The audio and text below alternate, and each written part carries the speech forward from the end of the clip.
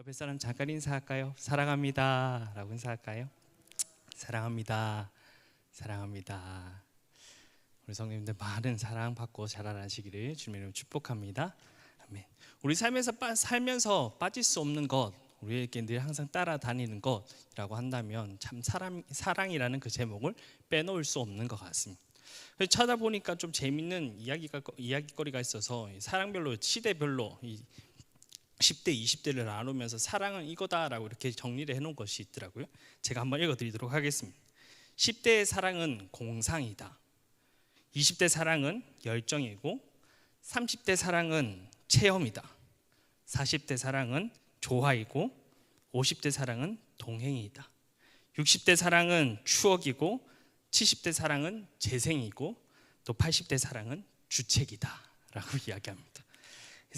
우리는 사랑을 하면서 살아가는 것, 이 말들에 참 많은 여러분들 공감하고 살아가시나요?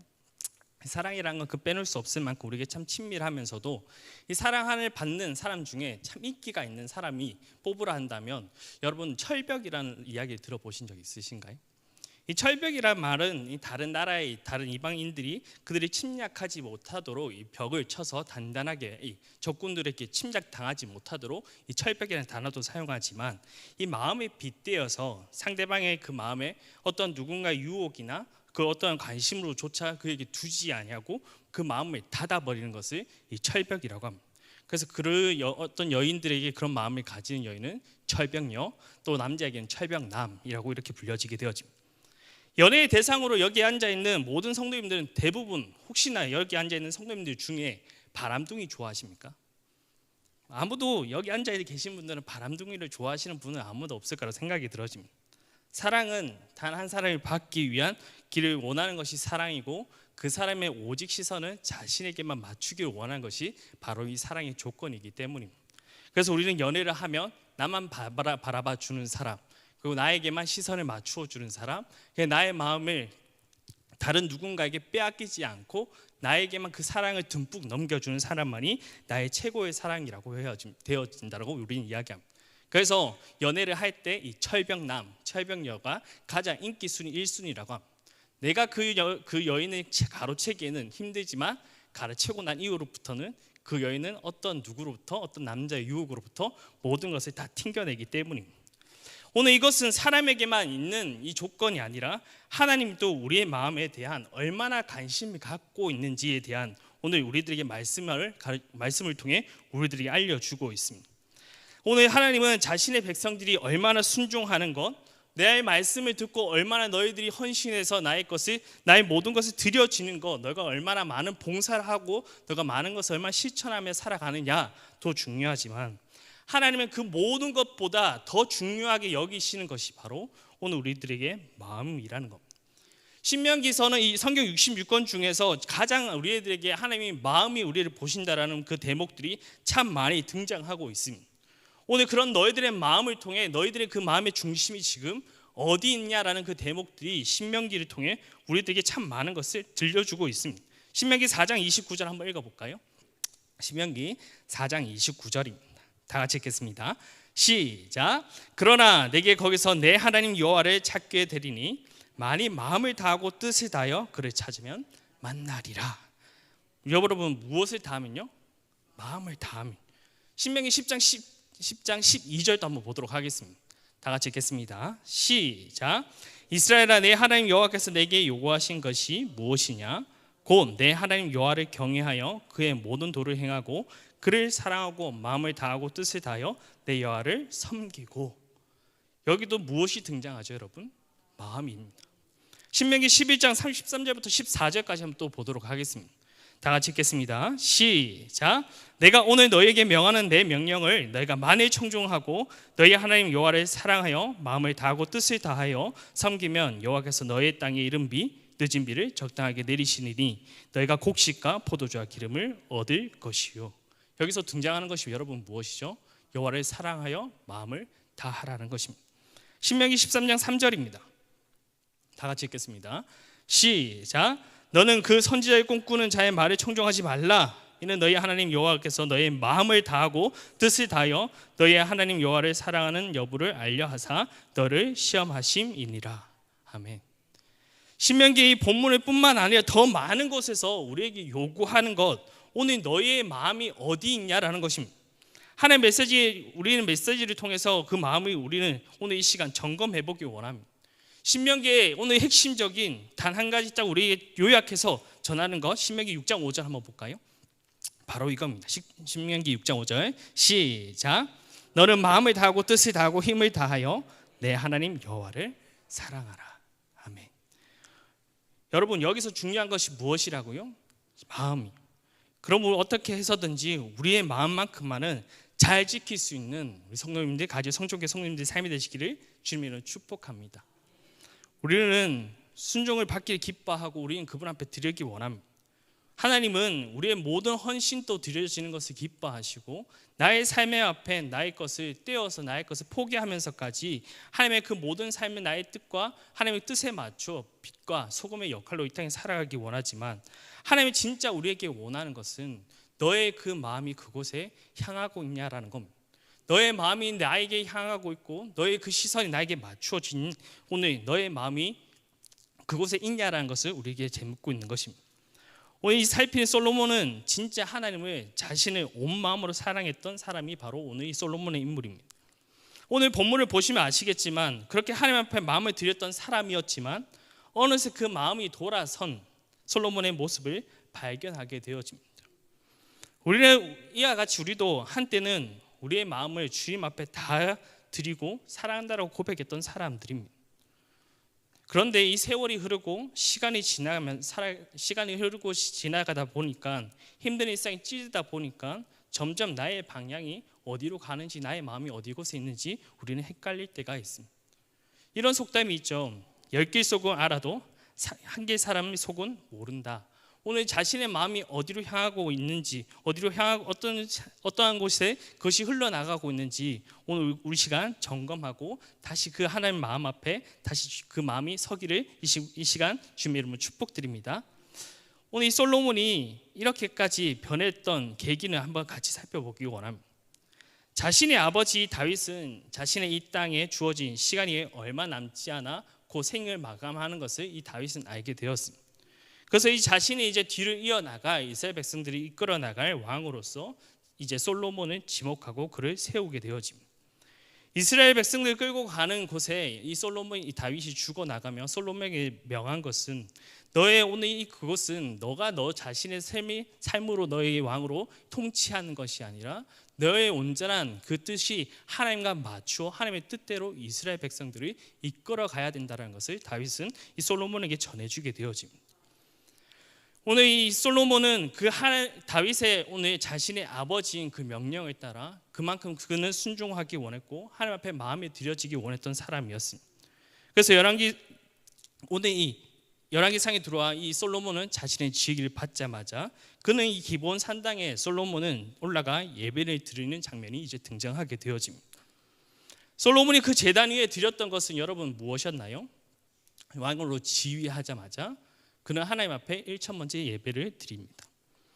사랑하여서 그 사랑하는 마음의 그 표현으로 오늘 그 1,000번째를 드렸다라고 우리는 말씀을 통해서 볼 수가 있습니다. 여러분, 번제는 그냥 드릴 수 있는 것은 아니죠. 여러분들 아시겠지만 성경을 잘 읽어다 보면은 1,000번째 그 번제 드리는 것은 보통 쉬운 것은 아닙니다. 오늘 가축의 선별도 어떻죠, 여러분? 흠이 없고 깨끗한 것만 하나님 앞에 드려야 됩니다. 그냥 단순히 깨끗하고 온전한 순전한 그 제물만을 드려지는 것이 아니라 그 과정 속에 여러분 얼마나 많은 것들이 있죠.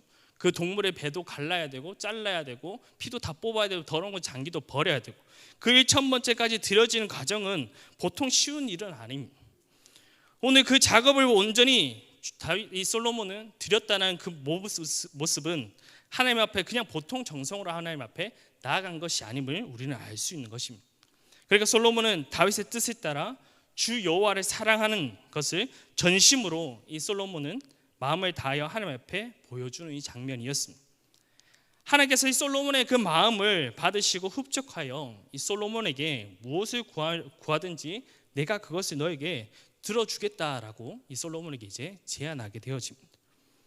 이 이야기 속에 여러분들은 이 1,000번째 드린 하나님의 소원을 너에게 들어주겠다라고 요구하실 때 여러분들은 가장 머릿속에 무엇이 떠올라지시나요? 우리 인간적으로 조금 좋은 집, 좋은 환경 좀 풀어주시면 안 될까요? 하나님 뭐니 해도 뭐니지 않겠습니까? 그래서 돈 가지고 좀 부유하게, 좀 잘 살게 하게 그렇게 좀 살아가면 안 될까요? 아니면은 매일 내가 원 없이 이 사형에도 주지 않는 부유함과 또 내가 높은 명예를 얻어 다른 사람들이 목이 꺾일 정도로 어느 누구 이방 나라들이 나를 그냥 쉽게 여길 수 없도록 그런 자리를 올려주시면 안 되겠습니까? 라고 우리들은 마음의 속으로 생각할 수도 있습니다.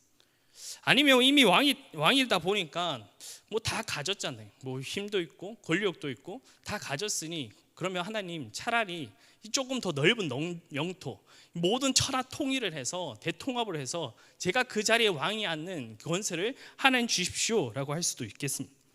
그런데 이 솔로몬은 뻔한 인간적인 대답이 아니라 하나님의 구했던 것을 한번 여러분들 읽어볼까요? 열왕기상 3장 9절입니다. 열왕기상 3장 9절 네, 한번 펴서 읽어볼까요? 열왕기상 3장 9절입니다.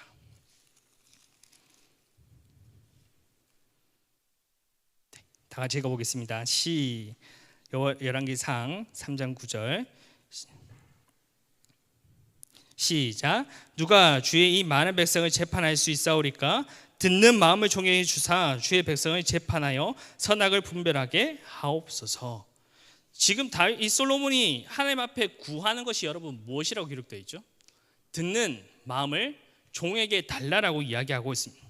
이것을 조금 더 쉽게 말하면 하나님 지금 이곳에 있는 우리가 내가 세상 부귀영화 잘 먹고 잘 사는 것 이런 신앙 고백이 아니라 나에게 듣는 마음을 통하여서 하나님의 주시는 지식으로 하나님의 주시는 지혜로 내가 이 땅 가운데 있는 이스라엘 백성들을 사람의 생각으로 이들을 다스리는 것이 아니라 하나님의 주시는 지혜 하나님의 주시는 명철로 내가 이 땅 가운데 이 사람들을 하나님 앞에 나아갈 수 있도록 제가 그렇게 하나님 그런 사람이 될 수 있도록 그렇게 이 솔로몬은 듣는 이 종의 마음을 오늘 그에게 허락해 달라고 이 솔로몬은 고백하고 있는 것입니다.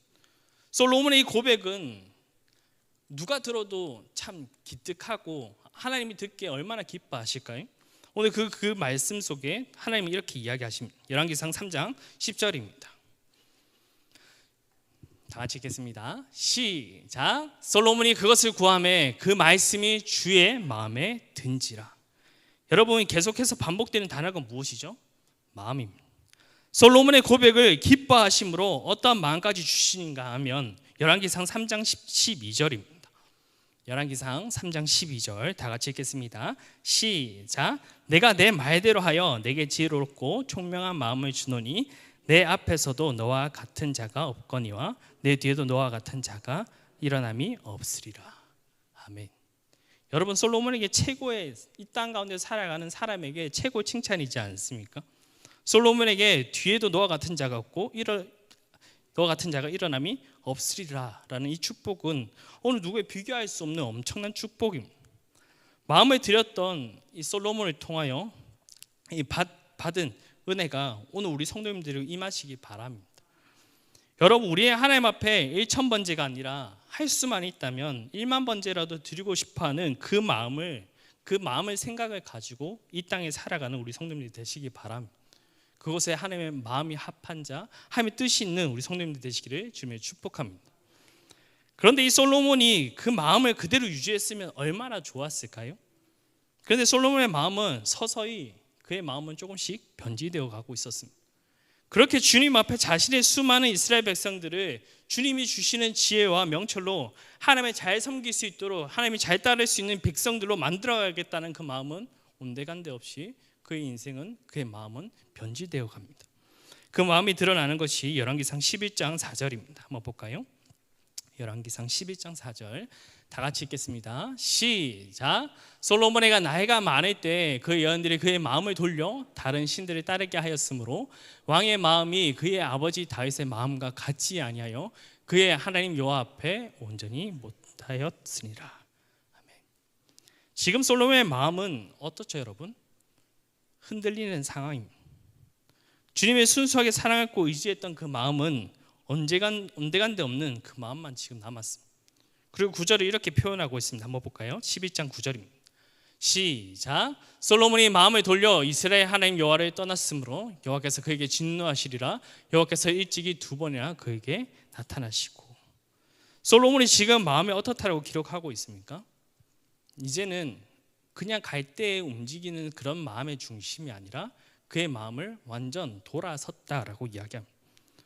이스라엘의 하나님 여호와를 떠났으므로 그렇게 진실했던 1,000번 드렸던 이 솔로몬이 어떻게 이 하루아침에 이렇게 변할 수 있었을까요? 솔로몬의 마음은 하나님께서 잠시 그 마음을 흔들렸던 것이 아니라 완전히 그는 돌아섰습니다. 그런데 근본의 문제는 오늘 그의 마음의 중심이 어딘가에 흐트러졌던 그 마음이라는 겁니다. 그 원인이 한번 볼까요? 열왕기상 12장 3절입니다.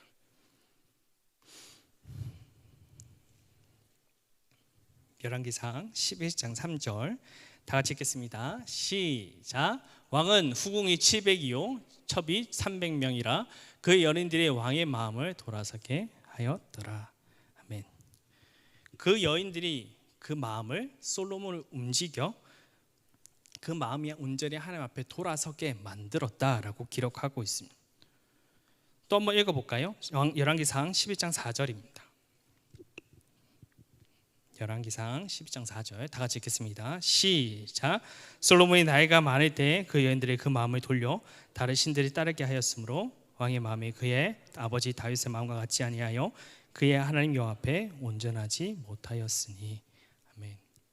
솔로몬은 그 마음이 지금 누구에게 뺏겨버린 거죠? 사랑하는 자신의 연인입니다. 솔로몬은 자신의 선택은 이 외교적인 방법으로 다른 이방인들의 여인들을 취하여 자신의 가족 같은 그 연결을 끈으로써 외교적인 그 상황을 만들려고 했던 것 같습니다. 그런데 여러분들도 잘 아시다시피 그 여인들이 이 데려온 여인들은 그냥 한 여인으로 끝나는 것이 아니라 그 여인들을 통해서 오늘 이스라엘 그 진영들이 엉망진창되는 것을 우리는 알 수 있습니다. 오늘 그 여인들이 무엇을 가지고 오죠? 그냥 자신의 나라의 문화만 가져오는 것, 자신의 그냥 생활 환경만 이런 것을 가져온 것이 아니라 자신의 믿던 그 이방 신들까지 그들은 모두리 싸그리 가져오게 되어집니다. 오늘 이 이방 신들을 가져온 여인들이 이 솔로몬을 그냥 또 놔뒀을까요? 여인들은 이제 꼬시기 시작하겠죠. 여봉, 이거 좀 해줘. 이거 내가 갖고 싶은 거 이거 여기 해서 같이 좀 절도 하고 예배도 드려주고 하면 얼마나 좋아. 이 여인들의 코맹맹이 소리에 남자들은 껌뻑 넘어가죠. 어떻게 안 들어줄 수 있겠습니까? 그래서 솔로몬은 그 여인들의 그 코맹맹이 소리에 넘어가 버립니다. 그런데 중요한 것은 오늘 이 솔로몬은 그가 하지 말아야 할 그 행동과 모습이라는 겁니다.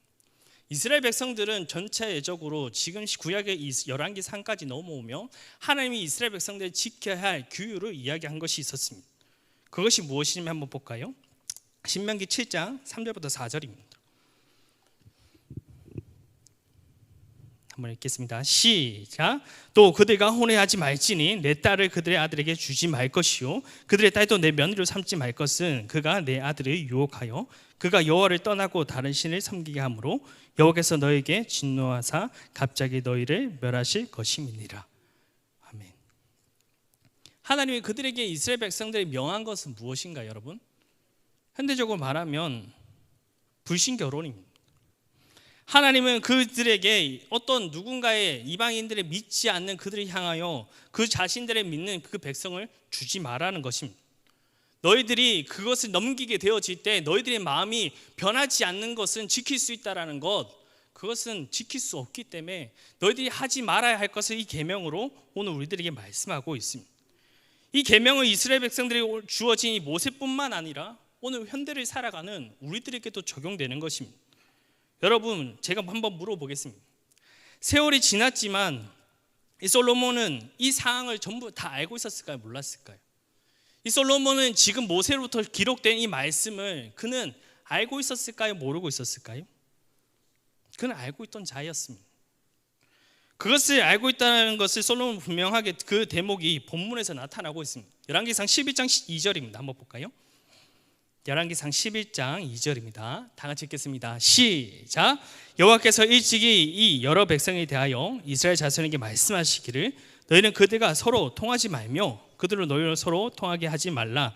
그들이 반드시 너의 마음을 돌려 그들의 신을 따르게 하리라 하셨으나 솔로몬이 그들을 사랑하였더라. 솔로몬이 무엇을 했다고요? 솔로몬이 알고 있었나요? 모르고 있었나요? 알고 있던 결혼이었습니다. 철저하게 하나님께서 그 이방인들과 만나는 교제, 그들과 결혼하는 것조차 하나님은 허락하지 아니하는 것을 하나님은 분명히 말씀하셨고, 이 솔로몬도 그 말씀을 알고 있던 자였습니다. 솔로몬의 이 결혼은 지금 현대로 비유하면 불신 결혼과 같은 거죠. 불신 결혼이 어찌하다 보니 어떻게 이 상황 속에 결혼할 짝이 없어서 그 배필이 없어서 만나다 보니까 자식이 좋다는데 어떻게 막을 수 있습니까, 전사님? 그 내 자녀가 막 배 들어놓고 막 굶고 막 그 사람을 결혼하겠다고 앙탈을 쓰는데 어떻게 막을 수 있겠습니까? 여러분, 이 결혼, 불신한 결혼, 우리가 이방인들을 만나는 것을 하나님 무엇으로 여길까요? 하나님은 어떠한 마음으로 믿지 않는 자들이 결혼한 이 자신의 백성들을 무엇으로 여길까요? 하나님은 그들을 보고 가증을 여긴 자라고 이야기합니다. 왜 그러냐? 바로 이런 이유 때문입니다. 하나님의 말씀을 다 알고 있습니다. 불신 결혼이 금지한다는 하나님의 말씀을 알면서도 그것을 선택하고 자신의 뜻으로 나아가 버린 솔로몬의 자리를 한번 보십시오. 그가 당한 것이 어떠한 자리입니까? 그런데 솔로몬은 그 말을 무시하고 자기 마음대로, 자신의 뜻대로, 자기가 해가고 싶은 대로 나아갔던 솔로몬입니다.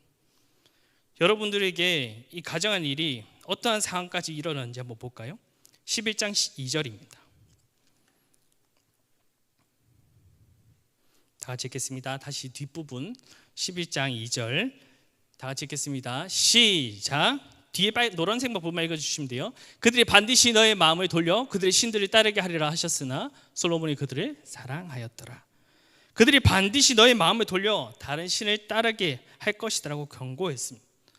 그러나 다 알고 있었지만 솔로몬은 그들을 사랑했고 오늘 그를 통하여서 이 나라는 처참하게 찢어지는 상황을 맞이하게 되어집니다. 여러분, 이 강행한 불신의 결혼 결과는 무엇이라 기록하고 있죠? 그는 하나님의 등을 돌린 자, 그 마음이 떠난 자, 그 결과의 선택은 처참한 하나님의 벌이었습니다. 여러분, 제가 이 많은 시간을 사역하는 것은 아니었지만 지금까지 제가 지금 사역 기간이 총 해보면 참 10년이라는 시간이 흘렀더라고요. 참 많은 신앙의 열성과 열심히 하는 청년들은 우리 그 교회에서 참 만나곤 합니다. 매일 교도에 빠지지 않고 자기 알바 조정해가면서까지 그렇게 열심히 신앙생활 청년들이 그 순간 예배를 빠지지 않기 위해 열심을 냈던 이 청년들을 보게 되었습니다. 그런데 이 열심을 내었던 청년들이 어느 순간부터 갑자기 하루 이틀 예배에 대한 예배의 자리는 빠지게 되어지고 어느 순간은 주일조차 그는 범하는 모습을 발견하게 되어집니다. 여러분들은 혹시 왜 그렇게 청년이 바뀌었다라고 생각을 하시나요? 혹시 대부분이 열심히 내어 신앙생활 예배 잘 드린 것, 그들의 마음이 변했다라는 것은 거의 대부분 그렇지 않지만은 90% 이상 믿지 않는 사람과 교제로부터 그 사람의 변화가 시작되어지는 것을 저는 보았습니다.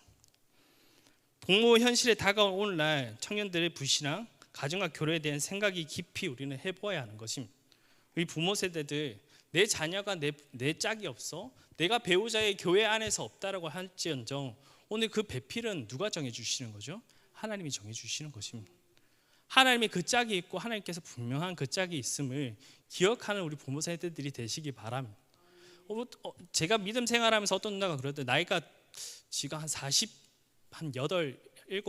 정도 됐던 누나인데 그 누나가 하도 결혼을 못하니까 부모님들이 신앙생활 오래 하셨지만 그 누나에게 이런 이야기를 했다 하더라고요. 색깔도 필요 없다. 검거나 희거나 빨갛거나 다 없다. 그냥 다 데리고 와라. 내가 너 짝 있으면 다 결혼시켜 주겠다. 여러분, 그것은 하나님 앞에 가증한 이름을 기억하시기 바랍니다. 내가 청년 시절, 내가 젊은 피에 젊은 사람들 불꽃에 막 튀겨서 서로 사랑할 수 있지만 그 사랑은 온전하지 못하는 것을 여러분들 더 잘 아시지 않습니까? 우리 청년 때 막 결혼은 한 사람을 만나고 그와 교제하고 사랑하고 결혼을 하는 것은 사랑만으로 그 결혼 생활이 유지 안 된다는 것을 너무나 잘 알고 있지 않습니까? 사랑하면서 어떤 성도님들이 이렇게 이야기하시더라고요. 결혼 생활 5년 10년 지나니까 이제는 전우다라고 이야기를 하시더라고요. 혹시 공감하시나요? 이제 가슴 막 나의 배우자를 보시면서 가슴 콩닥콩닥 뛰시는 분 혹시 있으신가요? 그 막 첫사랑에 막 그 내 모든 것에 막 다 걸 수 있을 만큼 막 눈에 하트 뿅뿅만 날아가는 그런 사랑 아직 하고 계신 분 있으십니까? 결혼이 10년 20년 지나면 그 사랑 갖고 다 되지 않습니다. 어느 순간 제 주변도 그렇고 그 내가 믿음으로 그 사람을 끌고 오겠다, 그 사람이 그 사랑으로 시작해서 그 불신자 내가 다시 하나님 앞에 돌아오겠다라고 그렇게 선언하고 그 많은 인원들이 저는 떠나는 것을 보았습니다. 오히려 하나님을 사랑하기보다 세상에 그냥 타협하여 내가 매일 주일 가니까 주일날 쉬는데 만나주지 못하니까 미안해서 교회에 주일날 빠지고 그에게 가는 것, 여러분 그것이 합당한 마음일까요? 하나님이 보시기에 참 그것이 아름다운 모습의 가정의 모습, 사랑의 모습일까요? 오늘 많은 사랑의 그 속에 하나님은 그것을 원하지 않는 것입니다. 그런 어리석은 통해 하나님은 그 진노의 삶에 어리석은 그 삶 통해 하나님은 온전한 아름다운 가정으로부터 우리는 처참하게 그 믿지 않는 가정을 항상 다 그렇진 않지만 그 아프게 깨어지는 가정들을 우리는 보게 되어집니다. 이것이 하나님의 약속이고 언약이기 때문입니다. 사람의 힘으로써 그것을 감당할 수 있는 것이 아니기에 하나님이 분명히 명령하신 말씀이기에 우리는 그것을 새기고 우리는 갖춰야 되는 것입니다.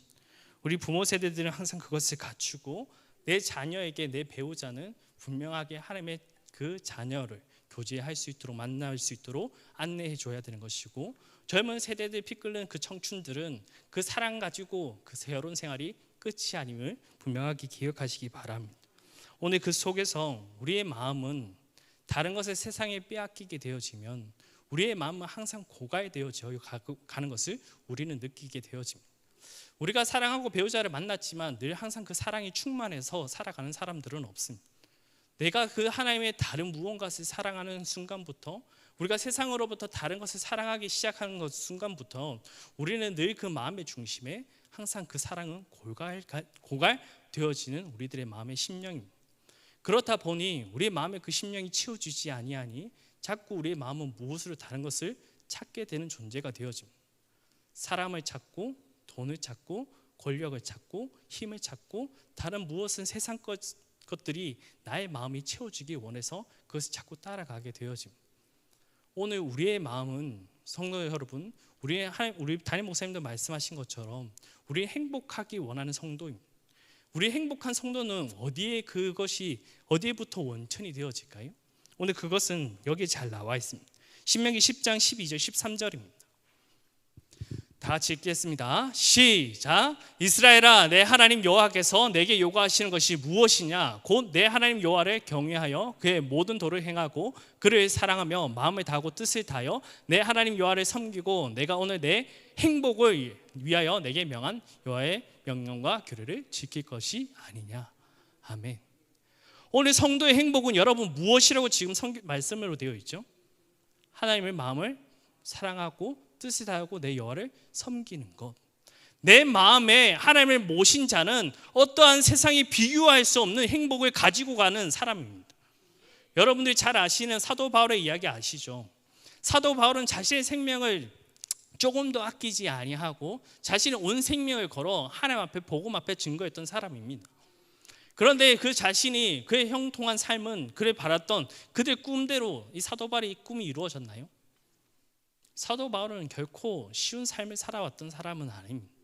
자신의 감옥에 가야 한 상황도 여러 번 있었고 그 감옥에 또 갇히는 상황도 있었고 자신의 생명이 왔다 갔다 하는 그런 자리도 수없이 많이 경험했던 것이 바로 이 사도 바울입니다. 그런데 이 사도 바울이 자신의 생명을 그렇게 걸고 자신의 위협에 하나님의 마음을 품고 살았던 그 자가 오늘 그런 경험을 하면서도 오늘 이 사도 바울의 고백은 여러분 무엇이라고 고백한지 여러분들 기억하시나요? 사도 바울이 나는 행복하다라고 이야기합니다. 왜 사도 바울은 자신의 생명, 자신의 그렇게 말도 안 되는 경험을 하면서도 왜 사도 바울은 행복할 수 있었을까요? 무엇이 그의 인생을 행복하게 만들 수 있었던 것이고, 그런 철저한 감옥에 갇힌 그가 기쁘다라고 말씀할 수 있는 이유는 도대체 무엇일까요? 우리는 이 땅에 보는 자들이 아닙니다. 이 땅의 것을 추구하고 이 땅에 마음을 두지 않는 자, 오늘 나의 생명이 마지막 이 순간이 끝날지라도 오늘 자신의 삶을 행복하게 만들, 나의 마지막 그 순간에 나를 맞아주실 그 하나님을 보기 때문에 성도는 이 땅 가운데서 하나님의 마음을 품는 자는 행복과 즐거움으로 살아갈 수 있는 것입니다. 여러분들이 잘 아시는 베드로의 이야기입니다. 베드로는 자신의 진짜 하나님을 사랑했더라고 고백하는 자입니다.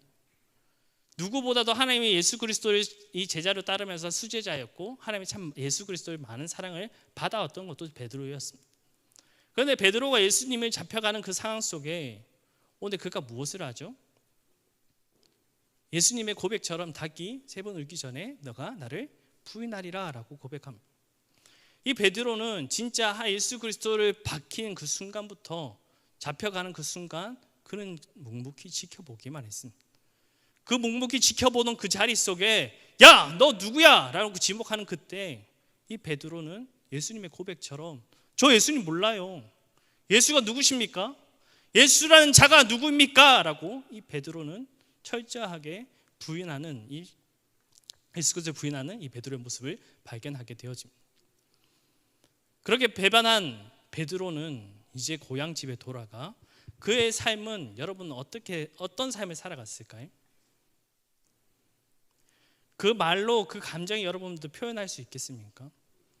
내가 그렇게 사랑했더라고 고백했던 예수 그리스도 앞에 내 마음이 온전히 하나님 앞에 있었다라고 말했던 그가 그의 삶은 완전히 망가진 인생을 살아가는 이 베드로의 모습입니다.